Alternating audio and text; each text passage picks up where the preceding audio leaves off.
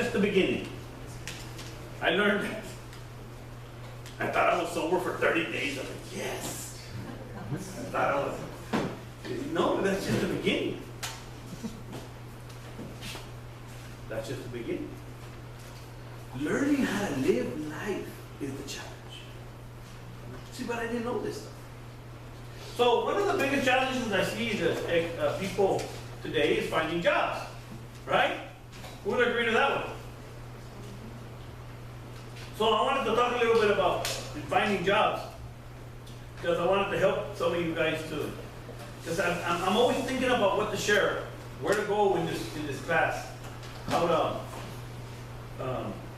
So I looked up because I'm an employer, I hire people, believe it or not, and I have I look for certain things. As an employer now, I know what employers are looking for. So I thought it'd help some of you guys out as you're searching for a job, as you're looking for a job. Because if you find a job, you better take care of it, right? Who can agree to that one? Better take care of it, because they're not easy to come by. Right, Tim? Yeah. So anyway, I thought one of the things that I've learned and I teach people is that you're going to have to be multitasking. You have to learn to multitask. Well, let me rephrase that. You're going to have to be multi-skilled if you're going to make it and overcome in life. Otherwise, you're going to get frustrated, you're going to quit, and you're going to go back to whatever it is you're used to doing. You're going to have to learn to do different things. Learn how to use a drill. Learn how to use a hammer. Learn how to use a tape and flow. Learn how to paint a little. Learn a little plumbing. Learn an electrical. If you're in the trades, I encourage you to do that. You need to learn. If your CEO invites you to go work, tell him you'll go for free. Just go learn something. You don't have anything else to do. I was reading this article, I thought I'd share it with you. It's called The Need of the Hour. And the need of the hour in our society, guys, even no matter where you go, is for people that have multi-skills. So I want to share a few things with you that'll help you if you're already working or if you're looking for a job. It says here that jobs that are known today will disappear tomorrow. In other words, the environment in which we live in, our day and age now, it's hard to find a job because things are changing rapidly because of technology. And had I not been studying and reading and researching and educating myself like I tell people to do all the time, you need to read, I wouldn't know this stuff. But what they're finding out is that, see, we are witnessing, it says, we are witnessing a drastic change in jobs, it says, and careers compared to 20 years ago, just 20 years ago. He says earlier, working in a company for 15 to 20 years was something normal. Nowadays, it's not. Now companies offer loyalty bonuses if you stay there 5 years. Because it's a very competitive market. No matter what you're doing, whether you're flipping burgers or putting sheetrock up or whatever it is you're doing. It's a competitive market.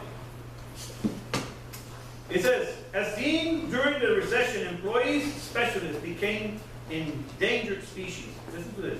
Firms needed generalists who could adapt quickly. Employers want people who can adapt quickly, who can think on their feet, and competently perform duties often beyond their job description. In other words, if you got a job, you need to do more than you get paid for. Yep. You need to do more. You don't say, that's not my job description. You're not going to keep a job for long. And you might say, well, that's not fair. Well, guess what? Life is not fair. There's a lot of variables involved. There's a lot of dynamics involved in life that I didn't know of. Because, well, let me put this word here because I'll probably use it a lot.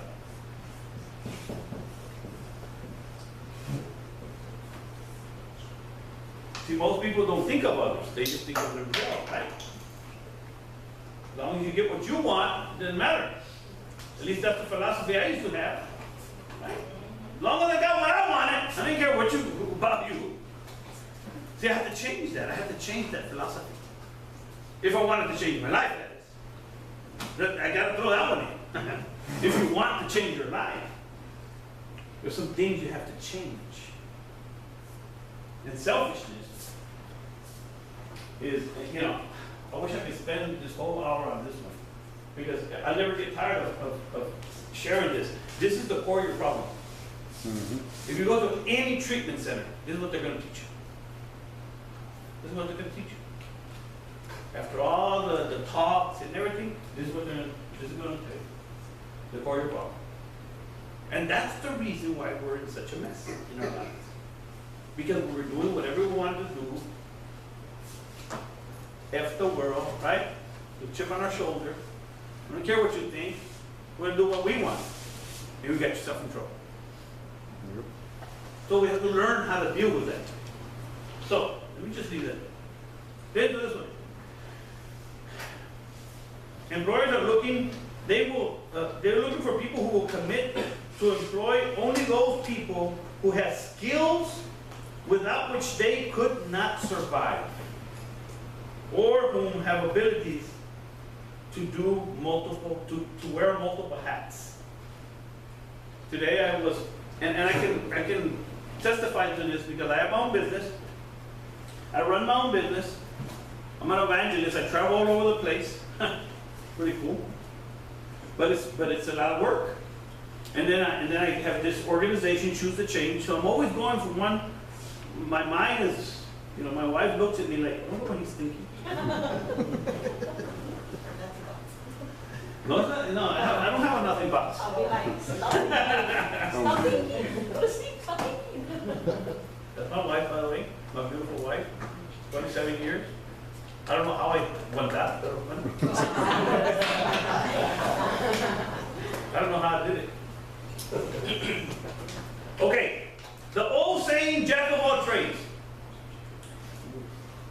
Workers remain crucial to the companies for their ability to handle multi-assignments.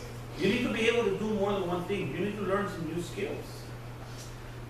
And the adaptability and the versatility is emerging as a skill, or should I say, as a key quality that recruiters say they consider when filling vacancies in these days. Adaptability is thinking on your feet. It's more about being thrown unexpected turns, and instead of just reacting, you look at the opportunity, you see it, deal with it. People who can work under pressure, take on a new task, and can be okay out of their comfort zones. These are the ones companies need now. You know, you need to be. I know I've talked to people that say they work with certain coworkers, right? Has anybody had a coworker that you're like, man, they don't do nothing? Or maybe you're that coworker.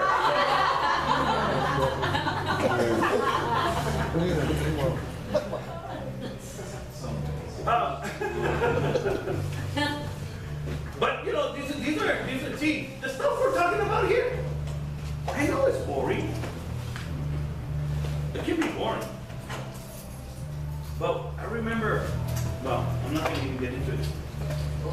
We need to, you know, if you're taking, what I'm telling you is profound, actually.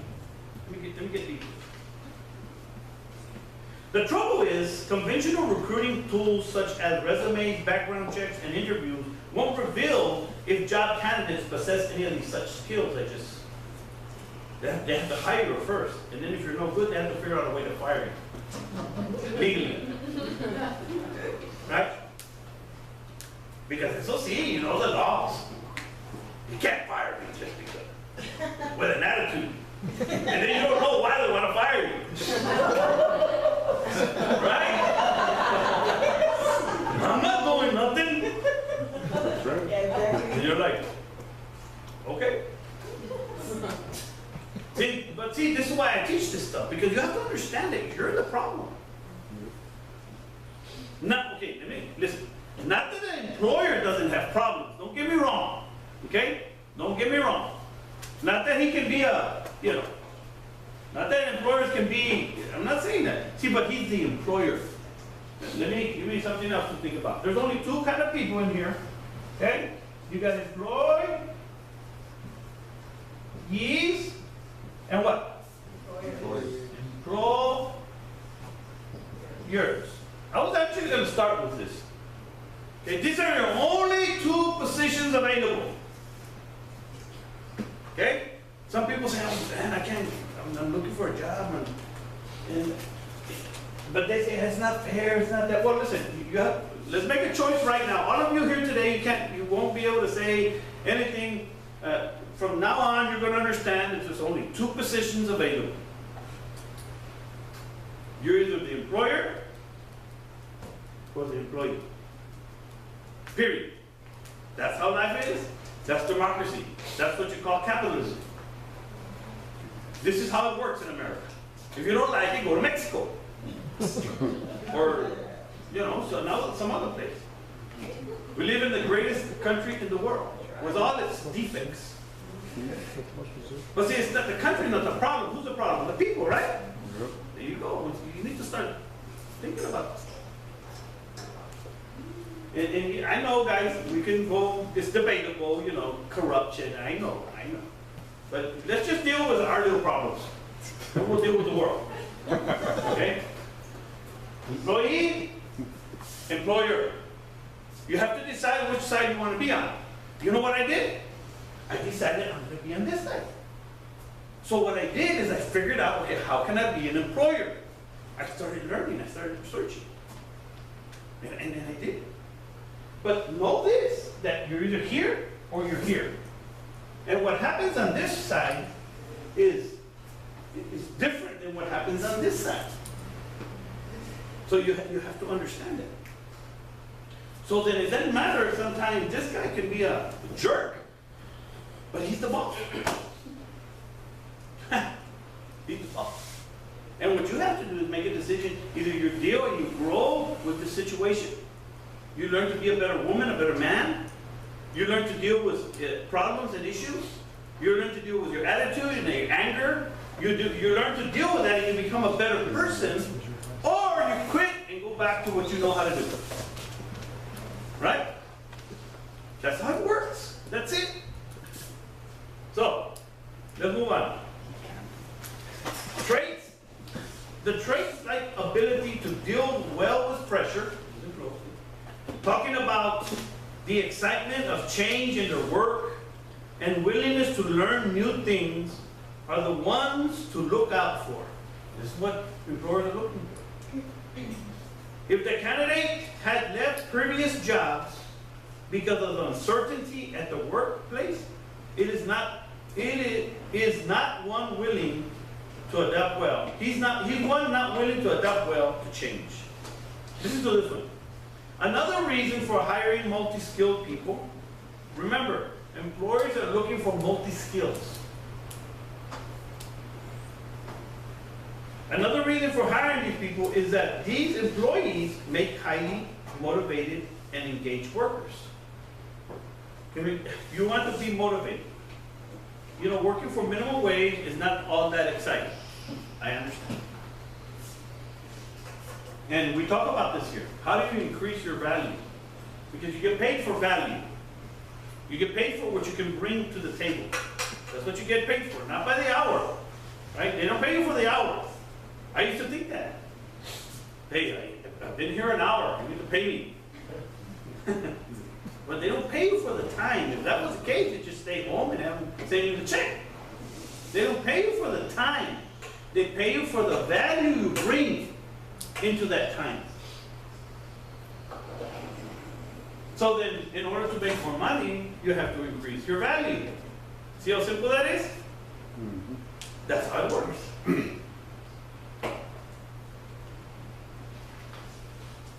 So how do you become multi-skilled? This is what we talk about in these rooms. I wanted to share that with you because it's a few points, that's just a few points on finding a job and what employers are looking for. That's why I tell you all the time, learn all you can. Do more than you get paid for. Ask questions. Don't be afraid to stay late, come in early. Clean the toilets. Sweep the floor. Even if somebody else did it, don't worry about it, you do it. They'll be calling you, coworkers will call you names though.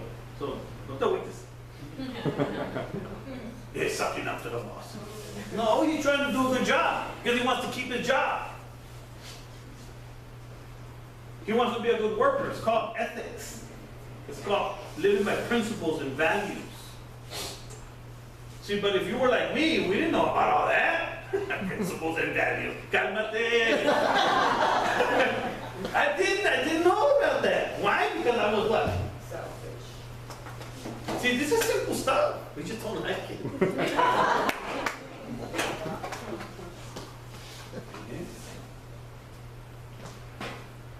We just don't like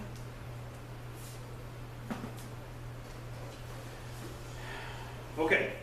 In today's, and so to finish with what I just said, today in the era of turbulence, you don't know what's going to happen. What matters is not what you are good at. It's not what you're good at. Don't just be good at one thing. Learn other things. But what you can be good at in the future. Today I hire people and work with people based on what I believe they can be on in the future. That's how I do it. Because I know now.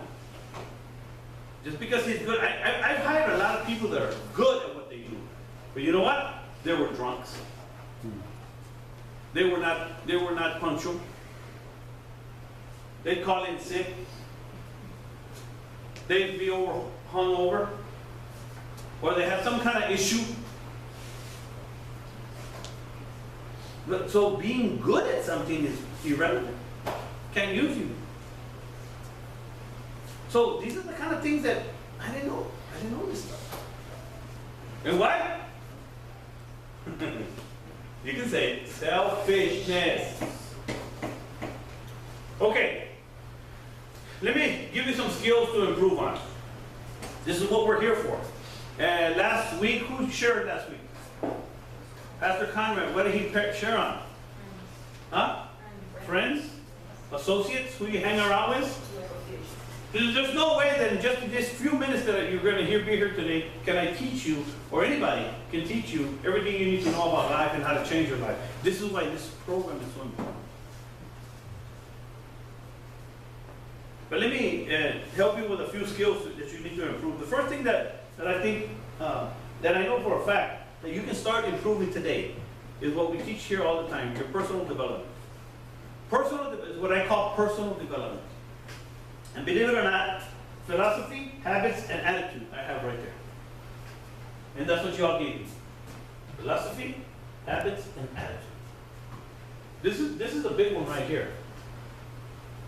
Attitude. Where's Danny today? Well, Can I just say something? yes. Well, let me say this. Anybody have any questions? Now you can read here.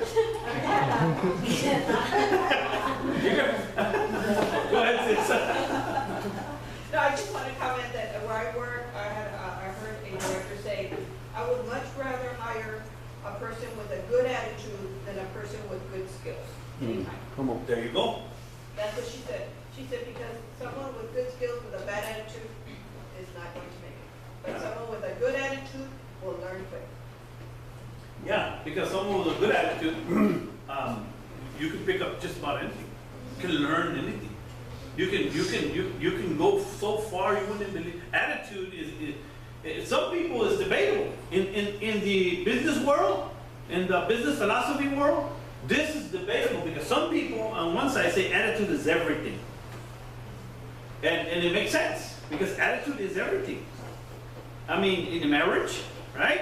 In friendship, right? In relationships, attitude is everything. In business, at your workplace, it makes a big difference. You know, in family, you know how